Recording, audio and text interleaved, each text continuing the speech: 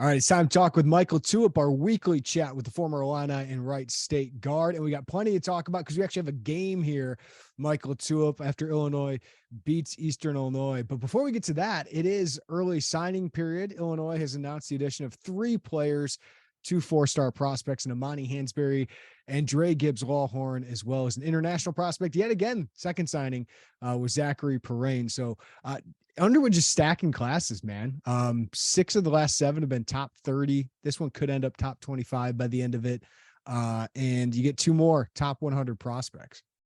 Yeah, I like the fact that, for one, you see a lot of schools sometimes go after the star system, right? Let's just compile as many 5 stars, 4 stars, and then once they get on campus, we'll figure out fit. And sometimes that can be a fool's errand in a way. And I think this staff did such a good job of, in this particular class, going out and addressing not necessarily needs, but who fits our system. We're building this thing. We're trying to fine tune this year. Who can we integrate next year and not feel like we have to reinvent the wheel? So each one of these guys, I think, brings something different to the table, and we can get into each one of them. But I do like the fact that they went out and got guys that you can kind of seamlessly plug into this. Yeah, I agree with you, Mike. It's both a talent. It's good, 2 4-star guys, but also, what you're looking at with the roster. Let's start with the guy I'm most excited about in this class, Amani Hansberry. 24/7 Sports has him as top 60s, top 75 in the composite. But Coleman Hawkins we'll get into. Don't know if he'll be here for another year. We know Matthew Mayer won't be here for another year. So when you have Dane Danger, Luke Goody in your front court, Ty Rodgers, Amani Hansberry, how's he fit into that? What do you think about him as a prospect? Yeah, with Amani, that's what's the beauty of being able to watch EIU games now without having to be there. I was able to catch a few of his games this summer, and look, he reminds you a lot of, and I know you made me aware that this has been a recycled comparison, but he does remind me a lot of Bonzie Colson from Notre Dame. And for those that don't remember Bonzie Colson, he helped Notre Dame win a lot of games. He was 6'5", 6'6". Amani's a little bit taller than that, but still is able to use his length in ways that is great on the glass, is great defensively. He's great in short roll. He's not a bad passer. He's good out to 17 feet, can step out a little bit. But look, you can put him in different spots, and he's one of those guys, like I mentioned, that fits what you're currently doing, and you can integrate him pretty seamlessly. So I think he's a huge pickup, and he's just one of those guys in watching him this summer that you're like, whoa. There's a couple of those moments where the way he uses his length, the way he can even kind of get out on a fast break as well. And the same thing with Perrin. These aren't guys that are going to throw ankle weights on your fast break. So you love that, and then you love to see what he can do defensively as well. Yeah, I mean, I don't know if they have a Coleman piece, right, in the future, but like, how does Amani Hansberry fit with Ty Rodgers, Dane Danger? I mean, that's your front court, right? Like that would feel like it's the biggest part of your front court, along with Goody. Yeah, I think there's some similarities between him and Coleman in ways. Coleman's a better shooter. Coleman's going to space the floor a little bit more. Coleman's probably a better perimeter defender. That's why they can do what they do, switching 1 through 5. But I do think that Amani's length allows him to do those things as well. So I don't think with him, it's going to be one of those situations like with Dain right now, where it's, hey, he's in the game, we're going drop. Like, we can't switch 1 through 5. I think you're going to be able to still be able to switch 1 through 5 if Amani's at the 5, or even if he's at the 4 and you have somebody else at the 5, Perrin at the 5, whatever it may be, you can still do those things. So those are going to be kind of the similarities and the overlap, but it is going to be a little bit different. Maybe offensively, you're not going to have him initiating offense like Coleman is. But that still remains to be seen. There's guys that come in that you peg a certain way, and the way they evolve, the way they develop, those things change. And I'll go back to Bonzie Colson. He's a guy that took 7 3-pointers his freshman year, and his junior and senior year, he took 58 and 60. So, just developing, and he seems to kind of have that motor and have that desire to develop. And I think that's almost equally as important.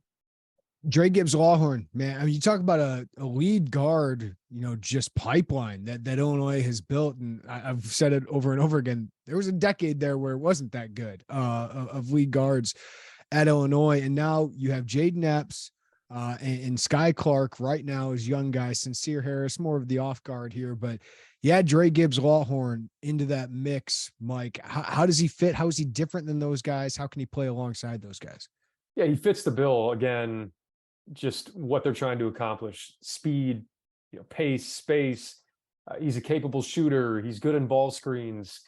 And I think even more importantly on the offensive end, he's a guy that he doesn't have to be ball dominant to have an impact. I think the more guys you can have at that position, in that backcourt that are interchangeable, that are worth a damn off the ball, you can do a lot more things that way. And then defensively, he seems to be a guy that takes that end, and values that end. And that's, with Brad Underwood, like it is of importance to you to value that side of the ball. So I think he does those things. And, we saw even previously, I believe he played with Jeremy Fears as well. So he's, been able to coexist with other guys that can be ball dominant at times. So again, a guy that, I think Matt Painter recruits really good players. And when you get a guy that was recruited by Matt Painter and able to bring him over to Champaign, I think that's a positive. Zacharie Perrin, it's going to be interesting. Second time he's signed, of course. I think the hope is he joins, and we'll hear from Brad in about an hour after us recording this.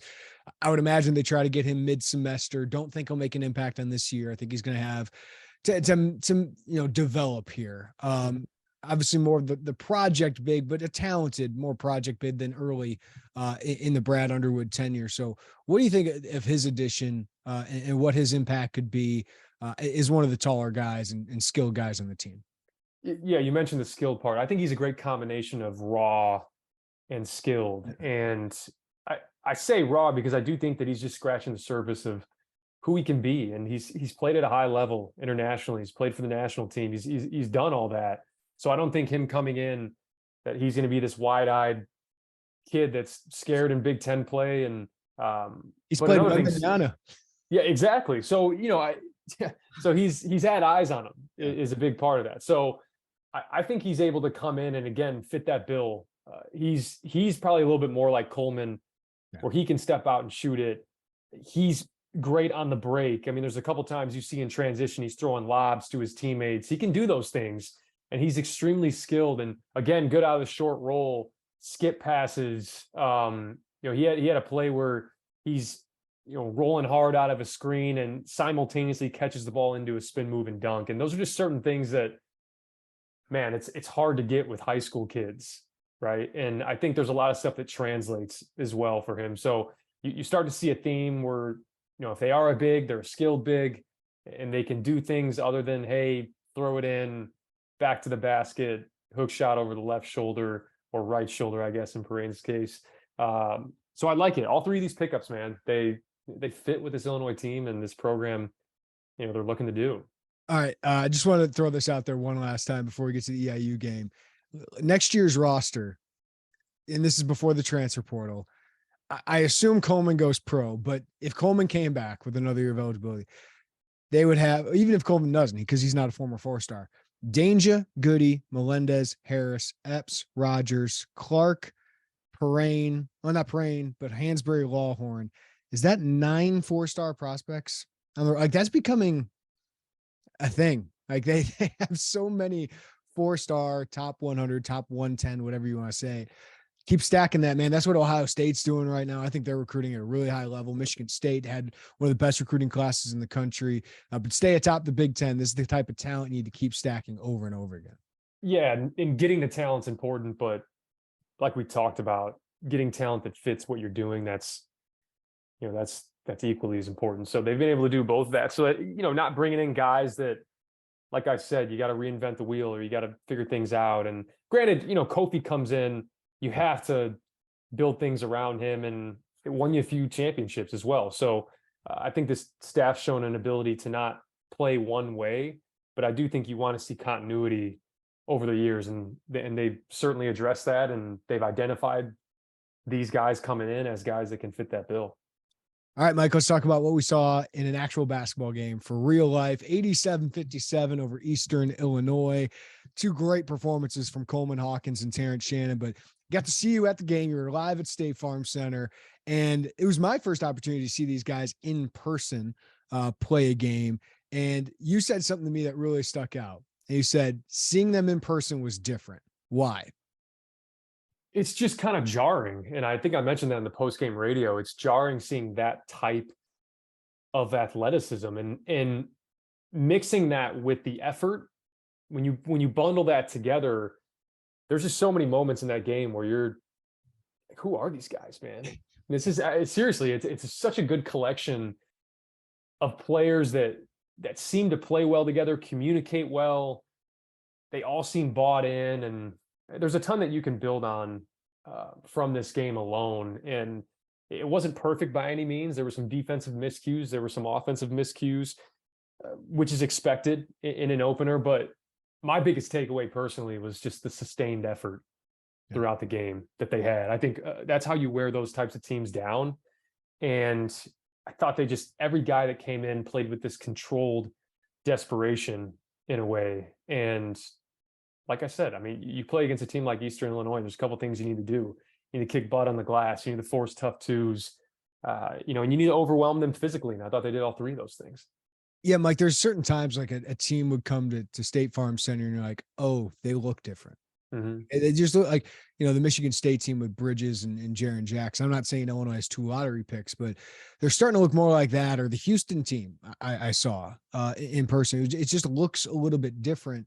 And they certainly played a lot different. The pressure was certainly a lot different. The switching, which we'll dive into on our film room today, was certainly different. Offensively, it was spread out more, but the defensive stuff I thought was even a bigger change than the offensive stuff. It's impressive how early on we are in this, and watching the film, and we'll break that down. These guys are in lockstep, and there's so much more that they can improve on, which I think is what's equally as scary. Is they have such a good foundation right now, and a lot of that starts with the returners, and it's Coleman, and it's guys that are returning to college basketball like Terrence Shannon and Matthew Mayer. They just seamlessly, the way they talk, the way they point, you can see it permeate a little bit to these freshmen, and you see them talking, them pointing, them communicating. And in that game, when they got in the half court, when they didn't turn it over offensively, and when they didn't get beat in their press, when you had to face this Illinois defense just straight up mano-a-mano, it's tough, man. There were not a lot of easy looks that were generated for Eastern Illinois. So we'll dive into the nuts and bolts of what needs to improve. And like I said, that's expected this early on, but they are ahead of where I thought they would be defensively. I thought it would be a little clunky at first, but you get enough guys on the floor that have done it. Terrence Shannon's done it. Matthew Mayer's done it. And then you bring these other guys along, because it creates this environment where you don't want to be the guy sticking out like a sore thumb defensively or having letdowns when you're in the game. And I think that just raises everybody's level of play. So I'm excited to see them continue to build on that. It's unlike what we've seen over the years. Yeah. It just is. And I do think when you bring Dain in the game, there's still another wrinkle that you can throw at them with getting in drop coverage, and Dain's a little longer than Kofi, so I'm excited to see him continue to utilize that and be a threat, but a lot to like for sure on that end. Yeah, they can recover so easily, right? Like if they get beat, there was a few things I didn't like defensively. We'll dive into one of those things here coming up. But RJ Melendez 3 blocks in that game. He didn't have a good offensive game, but he made an impact there. Was that what you were impressed most with? You brought up the effort, Mike. For a very talented team, like if they give that effort, they're gonna have a chance every night, right? Like that's what was really good to see in that game. Yeah, it's scary because when you look at, there's been teams in the Big Ten before that you say, hey, they maybe have the top 5 or 6 most talented guys. Yeah. In terms of your top 5 or 6, top to bottom, arguably more talented than any team in the Big Ten. Now, when you couple that with guys that play like their pants are on fire and truly look bought in or truly communicating, that's scary, man. And those are some teams that you see making some runs in the postseason because it raises your floor. But you mentioned RJ, and look, he had 1 point in that game. And I thought he made such a good impact, although he got yanked, and we'll get into that in the film. He made some other plays that were just outstanding. He had a block after Coleman got beat on a backdoor, and it's only made possible by him seeing his man and seeing the ball. That's another element that they got to work on is when you're doing all this pointing and talking and switching. I mentioned it on the previous podcast. You got to see where the ball is at. And to your, for what you just said, where you talk about the recovery, that's part of the reason I mentioned it on the previous podcast, maybe even on the previous podcast. And I guarantee you it's not the last time I mention it this year. So take a sip every time I do. It's just the recovery, and it's having athletes and having guys that if their anticipation is solid, if they're tuned into what's going on defensively, then when you have those defensive breakdowns and miscues, it just doesn't hurt you as much. Because there was a maybe like a minute and a half stretch where you kind of saw two plays that you hadn't seen in years at Illinois. And it was Sencire Harris pointing, talking, rotate quickly to pin a guy on the glass at the guard spot. Mm-hmm. And then a couple plays later, you get like a DK Metcalf chase down from Terrence Shannon. And we'll show that on the film. I mean, he had to make up about 17 feet or 17 feet of ground where he had to cover and long stride and get up and wipe it. Like that's such an asset. And beyond just the aesthetic, right? Where you go, whoa, this looks great. It looks cool. It's a big deal because if those are momentum shifting plays that you can make throughout the course of a game that can get the crowd into it, that can quiet a crowd. I mean, that's the element that I think is kind of overlooked is the athleticism. It crushes your soul if you're the other team. I wanted to bring this up, and it's nothing against these guys, but there's a huge difference when you get beat off the dribble at the top of the key and you're Alfonso Plummer or Trent Frazier. Like Trent Frazier, unbelievable defender, right? But if he gets beat off the dribble, he's not going to be able to really recover all that much, right? But like RJ Melendez or Terrence Shannon or Coleman or Sencire Harris, they got a shot, right? Yeah, and the rim protection it's gonna be hard. It's going to be hard. The rim protection doesn't have to just be from a big that you plant in the paint. If anything, it's going to make it seem like there are more driving lanes, and you're going to be able to contest more at the rim. And yeah, you're right. And I think there's a lot that goes into switching 1 through 5. One is I look at when Skyy Clark's in the game, and they did such a good job of this. Of hey, Skyy switches onto a big, and he can hold his own down there. And he swam around one time, was able to steal the ball, but Coleman talking, Matt Meyer talking, bumping him back out. If he rolls in and they're on the weak side, hey, point talk, hey, kick out onto my guy, I'll take the big. And I do think that when you're able to switch 1 through 5, there's gonna be a period in time, and I'll stop it on the film where you see that the other 4 guys that aren't guarding the ball are literally not looking at the ball. Mm-hmm. Everything is point, you take here, you take up top, I'll take this slip. And what that tells me is that they trust their isolation defenders. Because if you don't trust your isolation defenders, you don't want to be put in those types of situations. So I think they did a great job of not only being able to talk and communicate off the ball, but hold their own on the ball. And sometimes, you get blown by and there's Sencire Harris and everybody coming to block the shots.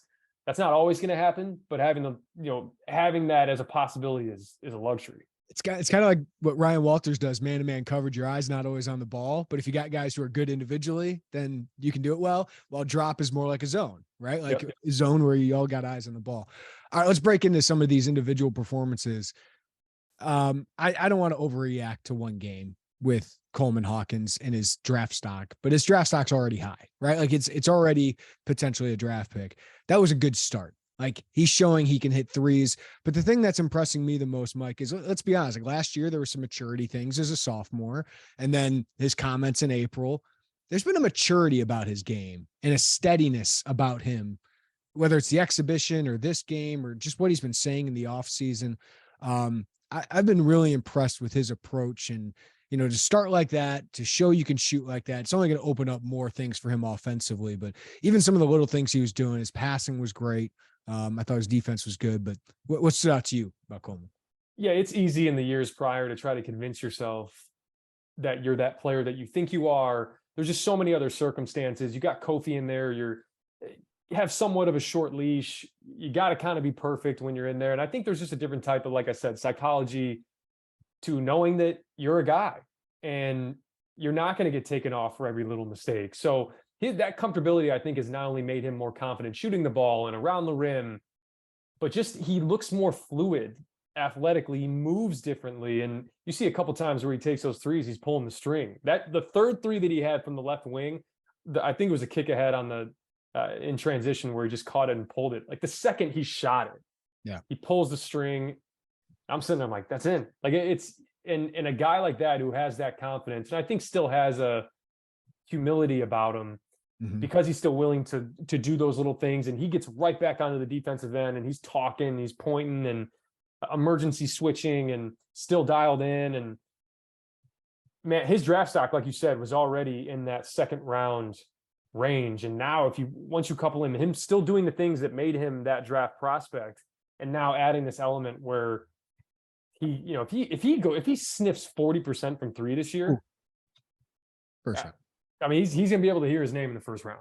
Yeah. And I think it's being able to which, how about that after two All-Americans, to have him be the 3-star prospect to be the first rounder? That'd be a hell of a thing for Coleman, be a hell of a thing for Brad Underwood too, right? Because Coleman had to face adversity, right? Some kids in his situation would have transferred. So to have a guy who commits himself to the process, buys into all this, gets through it, that'd be a hell of a development story for Brad Underwood as well. And kudos to Coleman for all that too. Yeah, most kids are gone in his situation. I think you always could see with him that you'd go, this is a little different. Yeah. He just, the body type, even just mechanically, that's what we talked about with DeMonte, right? It was always a mind thing with him, where when his mind was right, he wasn't missing because everything was there mechanically. He didn't have to fight this uphill battle with herky-jerky hitches in his shot. Coleman's the same thing. Coleman missed shots his freshman and sophomore year, but it looked good. Yeah. I think the other thing that I'll mention too, just from a mechanical standpoint, is he looks to have a little more lift on his shot than he did previously. I think his first 2 years was a little flat. Yeah. And I thought the other night you could see that he's getting a little more arc on his shot. And anyone knows, you get a little more arc on your shot, you at least give it a chance. Short misses you don't have a chance to make those. So I noticed that a little bit, and I think that's going to be important for him because he hit a few of those with range as well. The one he obviously stepped into and dribbled off his foot and made it, but the pick and pop with Skyy on the right wing, he stepped back to 25 feet, 24, 25 feet on that as well. So that type of development, it's going to extend that defense more. And he's going to be able to get by guys a little more, but also it's going to bring them up so high that these other guys, the Terrence Shannons, the Matthew Meyers, the Skyy Clarks, Ty Rodgers, they're going to have better driving lanes. Yeah. Because it's not just, hey, stay home if they kick out to Coleman, long closeout if he takes it great. They're going to want to start to honor that even more. All right, I am going to overreact to one thing, though. I don't know what these freshman guards in the Big Ten are going to look like. Jalen Hood-Schifino, Jet Howard, who also looked really good early on. Terrence Shannon's the best guard in the Big Ten. He is. I've seen enough. I've seen enough already to call it. He looks like a league guard, and for kudos to Brad Underwood for thinking, we see it at Texas Tech. He's not the league guard. He's kind of more a 3-and-D guy. Man, they see here he can be a league guard. And I know the competition is going to ramp up. The handle he's going to have to really tighten up, but that looks pretty good, Mike. And he doesn't force anything. No, I think he'll be assertive. I think there's a difference between being assertive and forcing the issue. I think his assertiveness stems from putting constant pressure on you downhill, creating these collisions. He's a confrontational driver, and you'll end up on the free throw line. We talked about before the season, he should be a 7 or 8 free throw a game type of guy. I didn't expect 15 on night one, but he's going to have games like that. because the way that they push it in transition, and this is the one thing that I'll mention, is for the team as a whole, don't look at fast break points and think that that's just the all-encompassing for this transition offense. They had 5 fast break points in that game. And you could say, oh, well, they had 5 fast break points, they should be able to get on the break more. And they did. They just generated 20 free throws from it. So there's a difference. That's always going to be a misnomer throughout the season. So I caution anybody that looks at the fast break points as whether or not they got out in transition and pushed the ball. And Terrence is the biggest beneficiary of that. His strides, and he puts you, it's almost like a James Harden where he can drag the ball out, you're hitting his arm, and he doesn't get off balance. He can go through you. And I think the best part about all of it is he's a good free throw shooter. Yeah. Right. And that's going to be ever important on this team, because I think you have a couple guys that are going to struggle from the line this year. So having a guy where, as opposed to last year and the previous years, where Kofi's shooting the most free throws on your team at a 58% clip, at a 61% clip, now the guy that's shooting most free throws on your team is going to do it at a 80% plus clip. And that's a big deal. So I was impressed, man. He played so within himself. He was a little bit sped up in the exhibition game. I thought he was a little more controlled, and but still just coming at you constantly. And if you're watching around the Big Ten, I've watched virtually every Big Ten team so far in the game or couple games that they've played. Not a lot of dudes that look like him, man. You and I mentioned before the game, like Eastern Illinois has got some size. Jermaine Hamlin, Kyle Thomas, like they got some size to them. But how legit was the double-double for Dain Danger off the bench? 17 points, 10 rebounds, a lot of that in the second half. What are you buying in from that? Or what are you taking away from that? Yeah, I don't think he's like a second rounder now. I think he did what he was supposed to do. And sometimes it's not about, hey, getting a guy that can go out and get you 17 and 10. It's, hey, can you give effort that can, your 17 and 10 is a byproduct of your effort. And that was his effort on the glass. He was confident with the moves that he made. He got to his spots. He didn't hold the ball. He didn't let the defense collapse. And I just loved his activity and his motor. And that's how Dane Danger is going to have success this year. It's not always going to show up in the box score. It's not always going to be 17 and 10 or 12 and 7. For him to be a serviceable backup big for this team, those are the things that he needs to do. And it's going to show itself in different ways. But I was impressed with him. And look, that's not to say that you could extrapolate this into him being on the all freshman team. I don't even know if he's eligible for that. Would he technically be eligible for that? He's a redshirt sophomore, technically. So. Okay. So, I don't know if it was like a Blake Griffin situation where he gets the rookie status, but look, I don't think you can extrapolate this into, hey, expecting this from him every night. But if you're that coaching staff, you can expect that effort every night and you can hold him to that. And I think that's how you maximize Dain Danger's capabilities and his potential, is by staying on him about the effort part. You're going to have peaks and valleys with your production just because there's a lot of good players on this team, right? I mean, there aren't going to be nights where RJ Melendez has 1 point and Ty Rodgers has 1 point and Matthew Mayer struggles. Those guys are going to pick it up. And when they do, we still need you to be who you are. Yeah. And that's motor, and that's being an ass kicker on the glass. All right. I think the surprise of the first 2 performances probably is the most overlooked freshman in this class becoming a fan favorite already. Sencire Harris, man. I get it, the comparison look wise to Trent Frazier, because he's got the hair, he's got the number 1, he's got the headband. He is so long. That's one of the most things I've saw live. You see him up close. He's just so long. His arms are down to his knees, just standing up. And then you pair that effort and the tenacity to go along with that athleticism. What can he do for this team right away?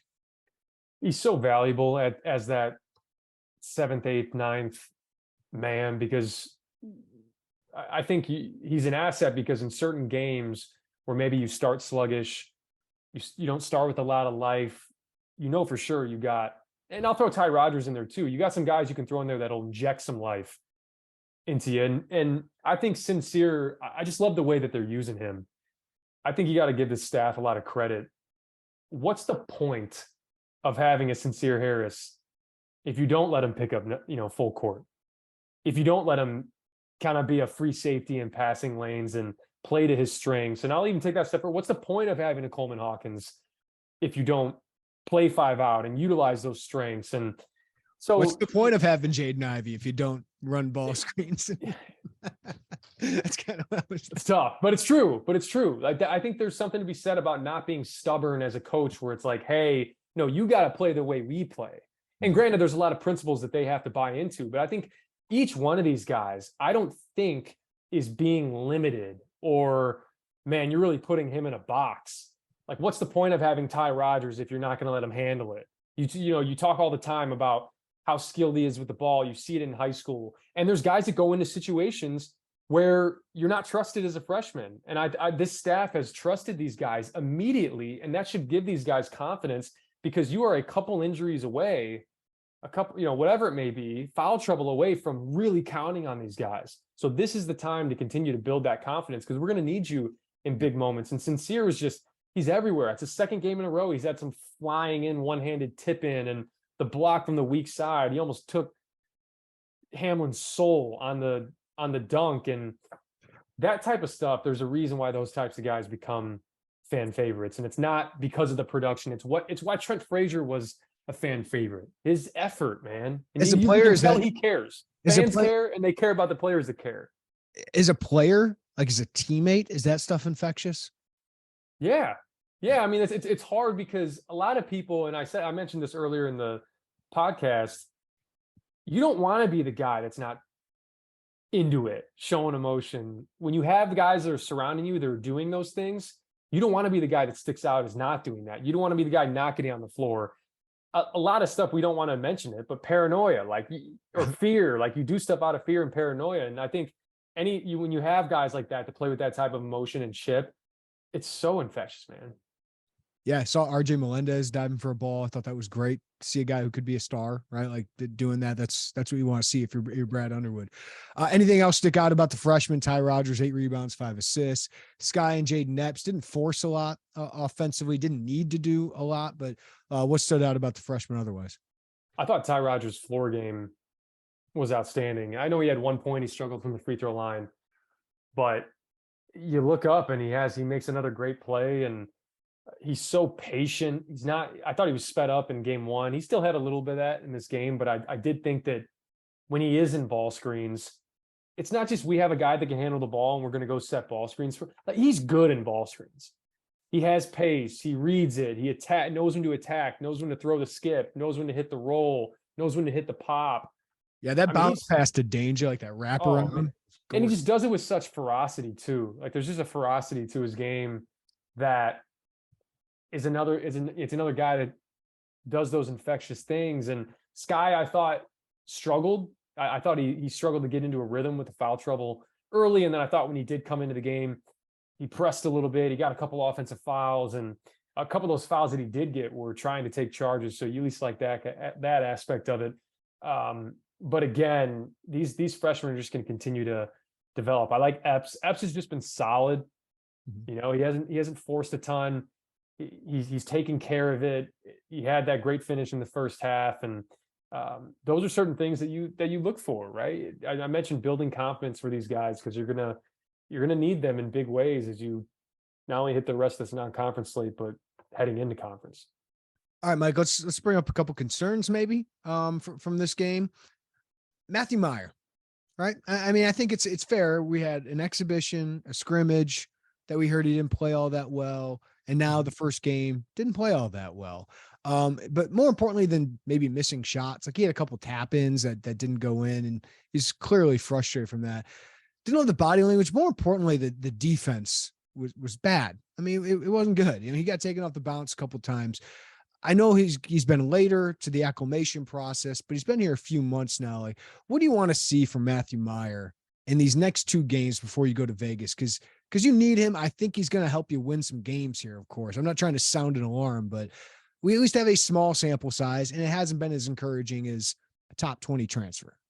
Yeah, you can see him second guessing things a little bit.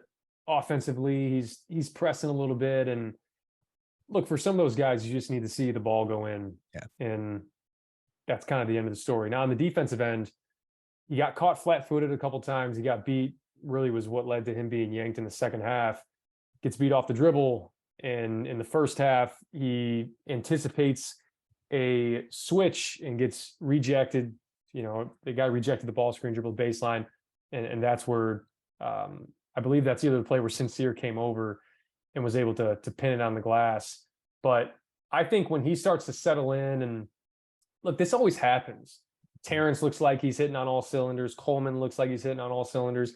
There's always usually one guy that is still trying to figure out who he is within this ecosystem and what his role is going to be. And I think you're going to need to count on him big time. And I think he's going to show up in big moments. He's done it before. This isn't like a freshman that is just deer in the headlights. I think he's been very demonstrative. You can see he wears his emotion. I just think he needs to channel that in different ways. I think he can channel that into the communication aspect defensively, which he does.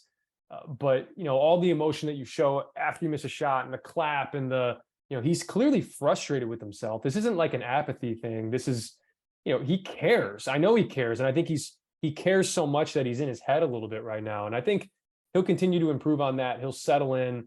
And I think it's good that he's having these issues early, because I think if he can rectify it in these coming games, he'd be a guy that wouldn't surprise me if he has 18 points against UMKC on Friday night. And then sometimes that's all it takes, and you're snapped out of it and you feel a little bit more confident offensively and defensively.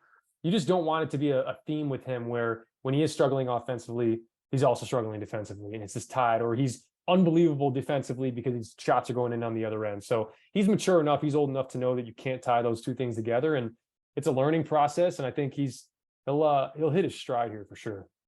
The other thing, like the turnovers, I expected this team to turn it over a little bit, especially early. Is this a good shooting team? Like, is this going to be a decent shooting team?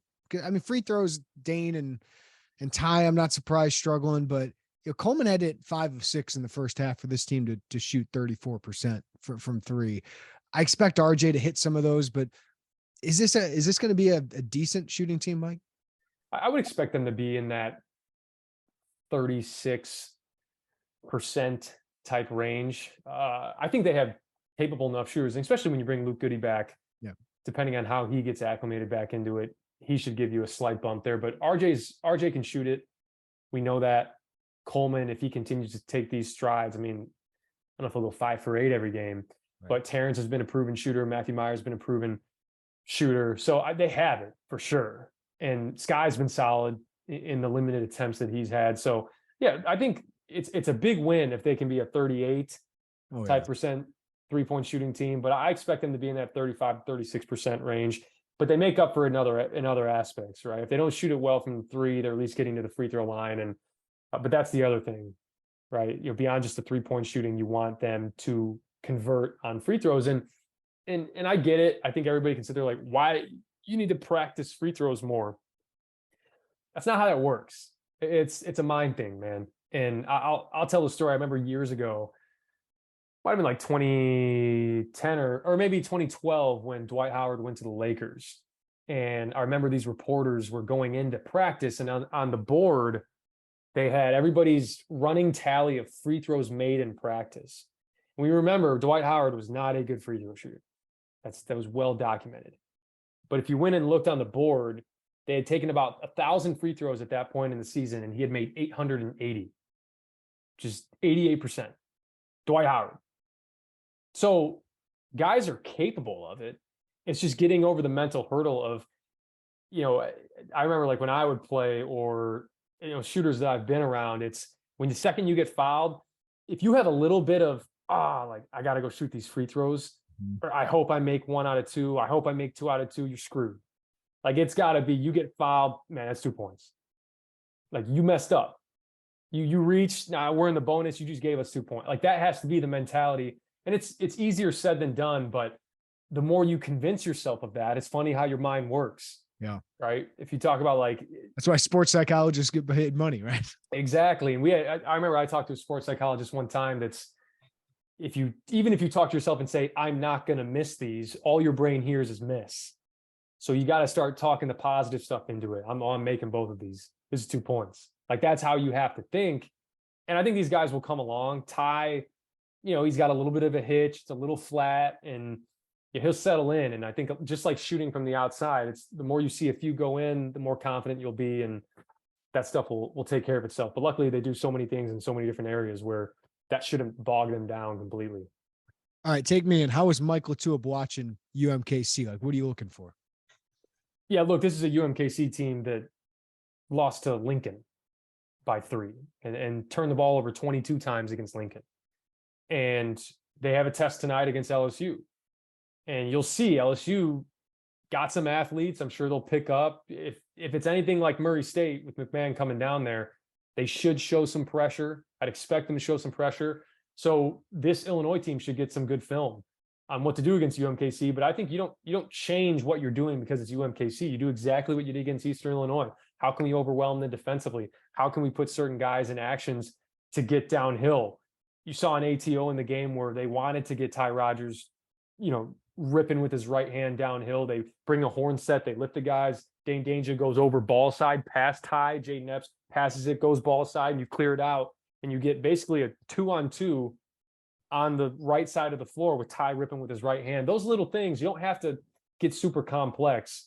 And that's another luxury of this team is no matter who you roll in there, you like your matchup physically. Even when you get the Big Ten play, you like your matchup physically. And that allows you to not have to have so many complex sets or not as many sets to where they can scout for you.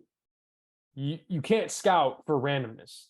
Like you just can't. And that's part of what that 5-out is just, hey, how disciplined are you going to be? And I think they should be able to put it on UMKC. If they do what they did Monday night, they shouldn't have an issue with that team. Yeah, I think Coleman calls it structured randomness, Mike. Yeah. It's what it is. Right. That's what and it's what made Dayton so good a few years back with Obi Toppin. They brought Obi Toppin, put him at the 5, and it's inventiveness. Like you're inventing stuff on possessions, and it's hard to guard that because you can prep for it. You can say, hey, this is what the scout team's just running 5-out motion, but if you don't have the guys, you can't replicate it. So it's going to be jarring, and it's going to be a shell shock for a lot of these teams that have to guard it. So I'd say that's a luxury to have. Man, 2 games in a week away from heading out to Vegas for 2 big tests, but they got 2 more.